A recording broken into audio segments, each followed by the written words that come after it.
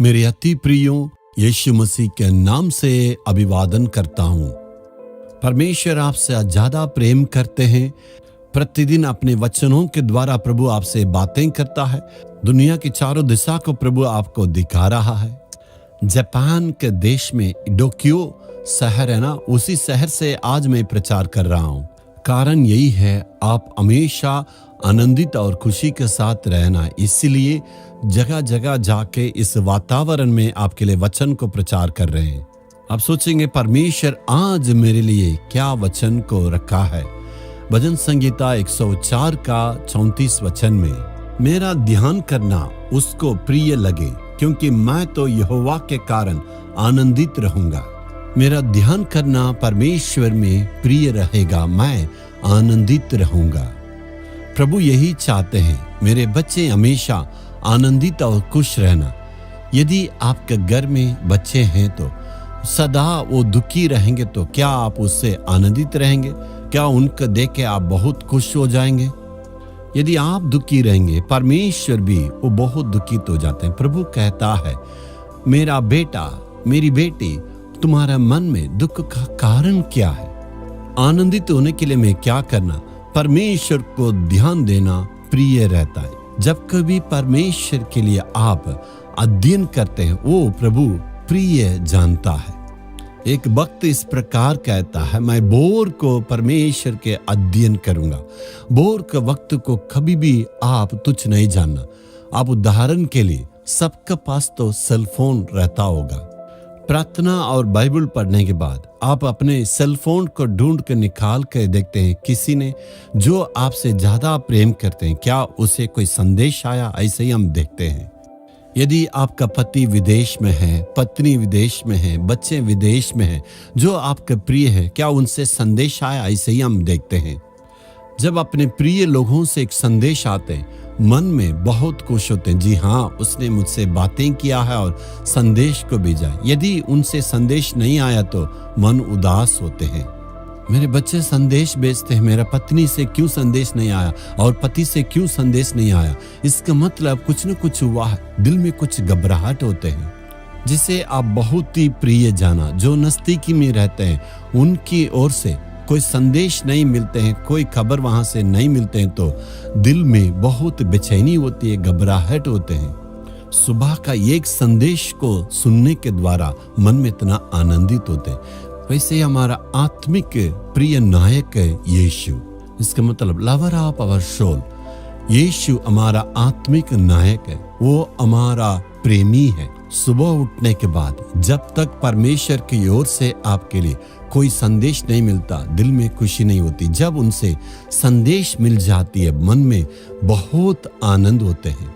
सुबह उठ के ध्यान करने से परमेश्वर उसे प्रिय जानते हैं। बहुत लोगों को प्रार्थना करना इतना बहुत कठिन लगता है। सचमुच में दिल की गहराई से परमेश्वर से यदि आप संगति रखेंगे, उस अनुभव बहुत ही सुहाना अनुभव है। जब सुबह उठ के मैं भी ऐसे ही प्रभु की चरणों के पास आते यीशु से मैं संगति करता हूँ, परमेश्वर की ओर से उस संदेश को प्राप्त करने के द्वारा दिल में बेहद एक खुशी आनंद मिलती है।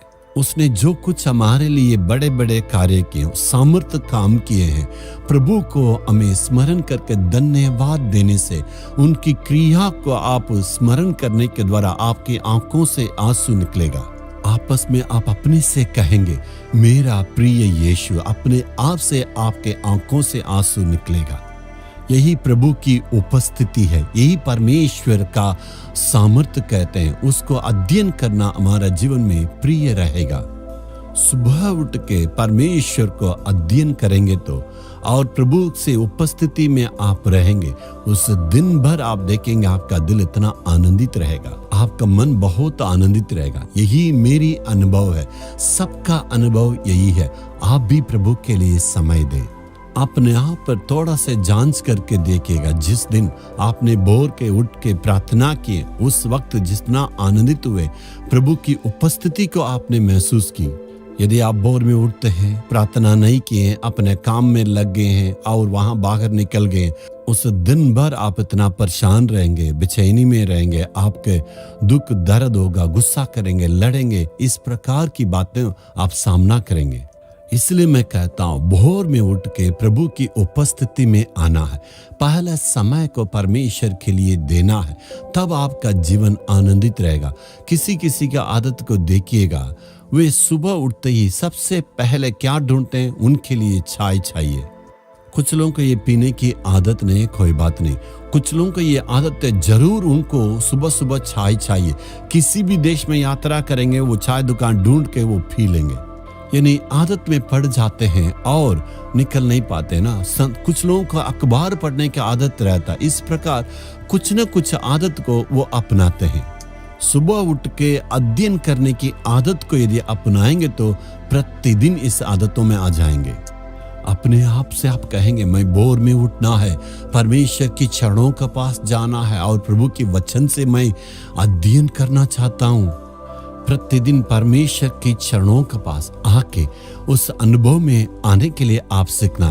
क्या आज परमेश्वर की वचन को आप अध्ययन किए? अगर नहीं तो आज एकांत जगह में जरूर जाना।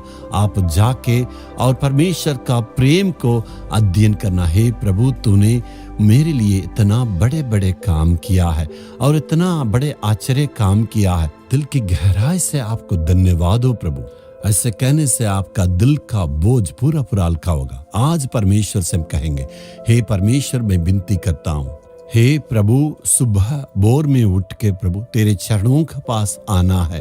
प्रतिदिन तेरे वेदी पर मैं आके विनती करना, तेरे वचन से मैं तसल्ली को प्राप्त करना, इस आदत को प्रतिदिन मैं सीखना है प्रभु। आज तू मेरे जीवन में मदद करना है। यीशु के नाम में आमीन आमीन।